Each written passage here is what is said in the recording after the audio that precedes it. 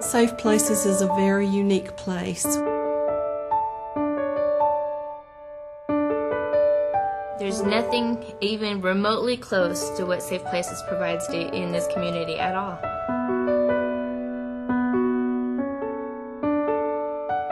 We work basically with victims of domestic violence.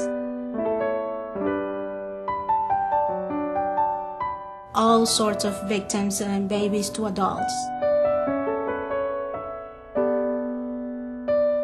We're going to walk with them through their entire healing process until they don't feel like they need us anymore. It's devastating for a child to realize, and even for an adult to realize, that all of a sudden the world does not feel like a safe place anymore.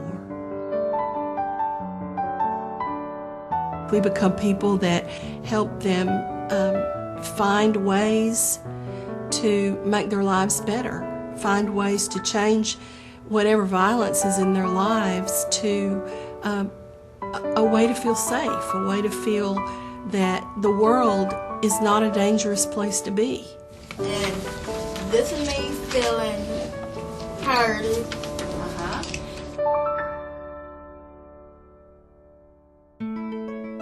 Oh, what doesn't happen here at Safe Places?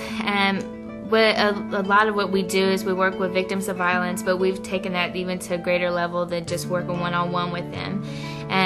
Here in the last 3 years, we've been working in multi-sessions across the city of Little Rock, doing healthy and unhealthy relationships and transforming anger management classes with young folks, and then a domestic violence group for women and a batterers intervention group at the jail for the men. I work with them at different places, like for example, the homeless shelter, that's called Our House.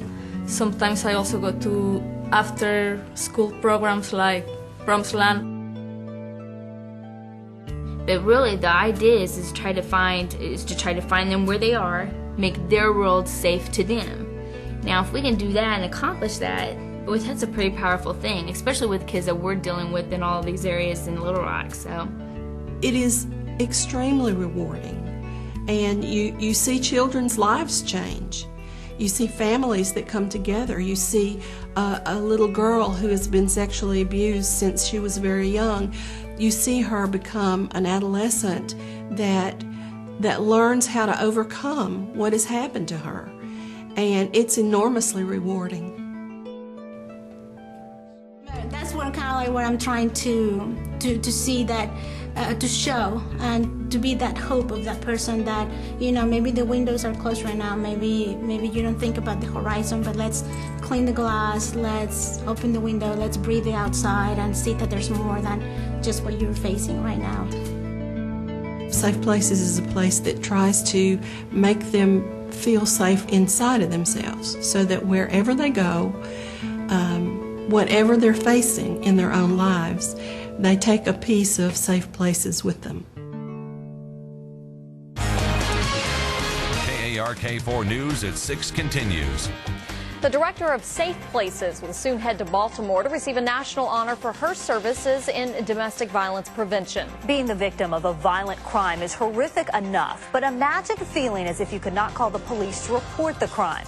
It happens often in the Hispanic community, but there's now a Little Rock group that is trying to help. What I try to educate them a little bit in the process is that this is a country where they can trust justice, that there's justice and that they can trust the police. Yang says her job takes her to the hospital, to the police department, to the courtroom, wherever she's needed. One location Safe Places does a lot of its work is inside the juvenile detention facilities, a place we cannot take our camera. Today's THV caught up with one of Kathy's former clients, Tamira Rhodes, who says she would probably still be addicted to drugs or back in jail if it hadn't been for Safe Places. Little Rock woman could become the nation's #1 hometown hero.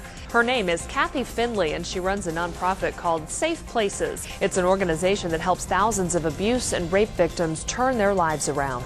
Kathy serves a lot of people. Safe Places helped more than 1,600 people last year alone. The program is funded mostly through grants. Our funding comes from a variety of grants and contracts that are very unstable most of the time. Private donations are extremely important to the work of Safe Places, and there's never enough. There's always the people. You've seen that the people who work here are wonderful people, professional people, and every one of them work under the threat that their grant money is going to run out and they're not going to have a job. I think people should give money to Safe Places because we use it very wisely, because everything that we get goes for direct services. None of the services that anyone receives from us do they have to pay for. We just depend on individual donations as well as all of the contracts and grants that we can possibly achieve. We're willing to go out and meet people where they are, and that makes it unique because a lot of the areas that work with violence, I mean, you have to come to them. If you care enough to help the individuals or the particular person in need, I think then you've done your job. I feel so overwhelmed and powerless because I cannot take them home with me. And I know I won't be there with them the whole day to protect them. You gave them hope, and that's, I mean, without hope, what do you have?